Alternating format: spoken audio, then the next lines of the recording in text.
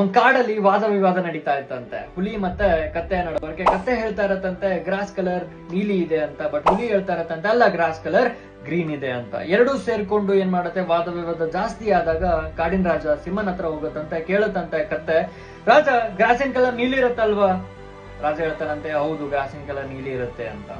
ಅವಾಗ ಕತ್ತೆ ಹೇಳತ್ತಂತೆ ನೋಡಿ ಮತ್ತೆ ಹುಲಿ ನನಗೆ ಅವಾಗಿಂದನೂ ಕೂಡ ಕಾಡಿಸ್ತಾ ಇದ್ದಾನೆ ಗ್ರಾಸಿನ ಕಲರ್ ಗ್ರೀನ್ ಇದೆ ಅಂತ, ನೀವು ಅವನಿಗೆ ಏನಾದ್ರೂ ಒಂದು ಶಿಕ್ಷೆ ಕೊಡ್ಲೇಬೇಕು ಅಂತ ಹೇಳತ್ತಂತೆ. ಅವಾಗ ಆಯ್ತು ನಾನು ಶಿಕ್ಷೆ ಏನಾದ್ರೂ ಕೊಡ್ತೇನೆ, ನೀನು ಹೋಗು ಇಲ್ಲಿಂದ ಅಂತ. ಅವಾಗ ಕತ್ತೆ ಹಾರಾಡ್ಕೊಳ್ತಾ ಹೋಗುತ್ತೆ, ಹೌದು ಗ್ರಾಸಿನ ಕಲರ್ ನೀಲಿ ಇದೆ ಅಂತ.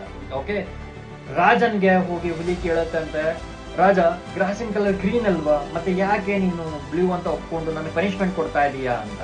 ಅವಾಗ ರಾಜ ಹೇಳ್ತಾನಂತ ಸಿಂಹ, ಅಲ್ಲ ಹುಲಿ ನಿನ್ನ ಹತ್ರ ಎಷ್ಟು ಟ್ಯಾಲೆಂಟ್ ಇದೆ, ನಿನ್ನ ಹತ್ರ ಎಷ್ಟು ಒಂದು ಬ್ರೇವ್ನೆಸ್ ಇದೆ, ನಿನ್ನ ಹತ್ರ ಒಂದು ಶಕ್ತಿ ಇದೆ, ಯುಕ್ತಿ ಇದೆ, ಅದನ್ನೆಲ್ಲ ಮರೆತು ನೀನು ಒಂದು ಕತ್ತೆ ಜೊತೆಗೆ ಜಗಳ ಆಡ್ತಾ ಇದೀಯ, ಅದಕ್ಕೋಸ್ಕರ ನಾನು ನಿಮ್ಗೆ ಶಿಕ್ಷೆ ಕೊಟ್ಟಿದ್ದು.